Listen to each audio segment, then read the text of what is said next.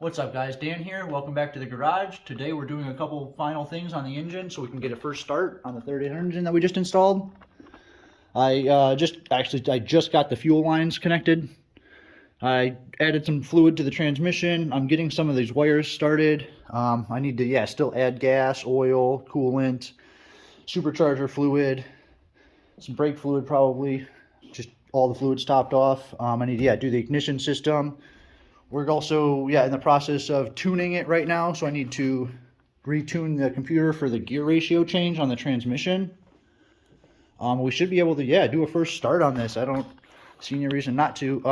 The belts, so I ordered the wrong size belts, guys, for the supercharger. That was my fault. GZP did a good job sending it really fast, and I ordered the wrong one. I ordered the one for a 3.2 pulley, and right now I only have a 3.6 because I haven't pulley dropped, because I haven't even got this car running yet. So I have to do that. So I'm going to have to order a new belt from ZZP, and I also see it connecting and hitting right here. So I have to order some kind of belt wrap kit to fix that so the belt doesn't hit the coils. We also need to get the battery in, and I also need new wires. I've had these for a long time from CZP, and I actually just broke this one. I was pulling on it the wrong way. Amateur mistake, guys. ZZP is really good. These are really good wires. I was grabbing it wrong. I just yanked this one off my truck. I think I'll be able, my old truck, I should be able to use that to at least get it started so we can at least hear it run for a couple seconds. Make sure everything I did correctly. After that we should just have to get these coils on and be able to get started. I actually have the ZZP coil packs. I'm not putting the stock ones back on. It's pretty easy to do. You take these, this is the coil pack where it plugs in to the bottom. You have these two pegs here that will plug into the bottom of the coil pack, and it literally is this simple, guys. Snap it into place. You have these two bolts. They're 5.5 millimeters bolts. So you want to use a 5.5 millimeter socket. You can see that. Two bolts, tighten it down, attach the spark plug wires, drop the battery in, continue adding fluids, we'll be able to do a first start. So let's get into it.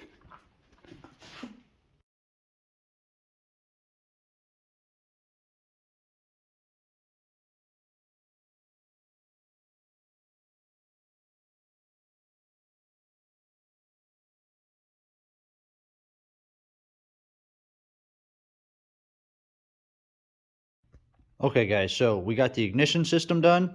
I got 10 gallons of fresh gas in it. We got all the oil, transmission fluid, supercharger oil in it. Everything's topped off. Seems pretty good. Obviously, yes, I don't have the belts. I don't have an air filter, so I'll have to order those from CZP. Also, I did this whole rebuild, guys. I don't know. I lost this one bolt. I seriously have no idea what I did. I've checked everywhere, so I'm going to order the kit from ZZP, the body kit, all the new bolts.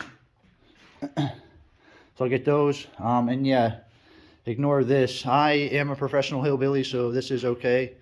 My battery terminals are both broken, and I don't have new ones yet, so vice grips are going to do. This is an old battery. I need a new battery anyway. This will destroy the terminals, and I get it, guys. I just want to see if I can get this car started for a couple seconds just to make sure everything's good with it.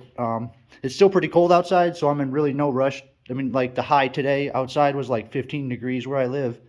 So it's still too cold. I mean, I'm going to need new tires, but we're definitely getting this car started today. Right now, next we need to get this tune, get the key ignition on, and be able to flash the new tune into it, and we'll be able to do a first start. So for those who don't know, this is HP Tuners. I loaded it up. I'm already hooked in to my OBD2 sensor. This is where you'd want to connect.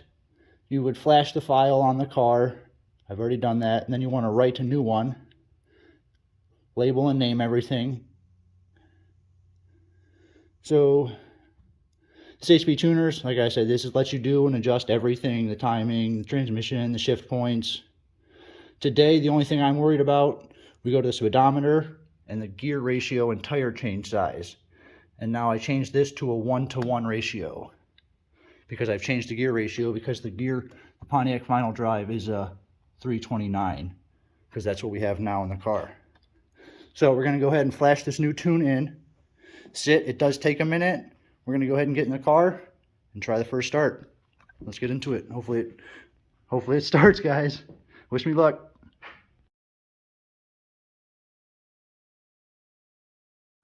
Okay guys, so you can see the headlights came on, all the ignition sounds, I can hear everything, clicked on.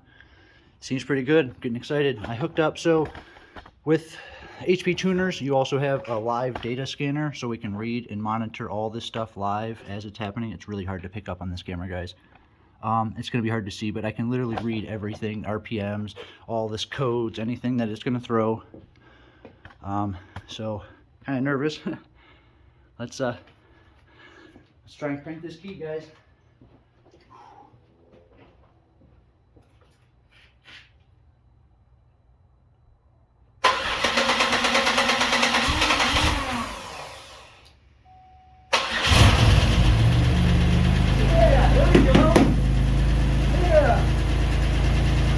Started right up. Hell yeah. Little tick, little smoke. Exhaust. Not as normal. Sounds good. A little tick. It's kind of echoey in here. I don't know if you guys can hear that little tick. That could be the exhaust. I'm gonna go ahead and feel it.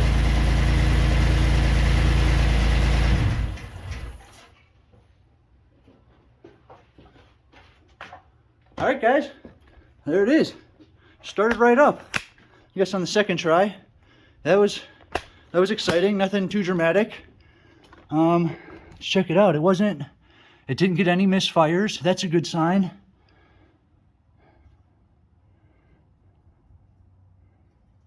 And no code detected. I did see the engine light on. I'm gonna recheck that code real quick, guys. Give me 1 second. Alright guys, so I brought it back. So it does look like we got a manifold pressure sensor, the map sensor, which would be this one right here. I don't know if I'm getting a vacuum leak. I did actually see it looks like this line's actually kind of broken right here. I might need to check that. Yeah, AC, obviously I don't have any of these plugged in because I removed the air conditioning, obviously, so that's not there. And yeah, so this manifold pressure, that seems to be it. I mean, it wasn't misfiring or doing anything, and the MAF sensor seems to be reading right. Anyway, I mean, there was no leaks or anything. Started right up, guys. I don't know. I need to keep looking at this for just a second. Guys, well, I went ahead and looked at old log files that I have on this car and just compared it to this file. And so what just happened now, where we go ahead and just start it, play it live, it started just like normal. The MAF sensor was reading right. As soon as the car clicked on right here, the RPMs immediately shoot up, and the MAF sensor go. The fuel injectors start to balance out. The RPM starts to balance out. You can see everything's working as it should. The fuel injectors go right to where they normally sit. And then like the Spark Advanced was reading perfect. There was no misfires anytime. No engine knock. Yeah, the fuel injectors. And then the air to fuel ratio commanded started balancing out just perfect. So everything was running right. I don't know. Seemed pretty good. A little bit of that tick I heard. I'm hoping that was just the exhaust. It's kind of echoey in here. And then the engine light was on, yes, for this sensor. So we'll have to replace this map sensor, the manifold pressure sensor with the vacuum lines. So maybe there's just a small vacuum leak somewhere. I'm not really sure. We'll also have to get the air filter. I have the other kit from the bolts coming from ZZP. We'll get the correct size belt. And then maybe a wrap kit, or I've seen ZZP, they said I can put another bolt and a bunch of washers underneath the front bolt of the coil pack to be able to give it just enough clearance for the belt. So we'll have to do that in the next video. I don't know. So yeah, we got the car started, guys. Pretty excited. Wasn't a complete failure. I don't know. Thanks for watching, guys. Thanks for likes and all your comments, and catch you guys in the next video.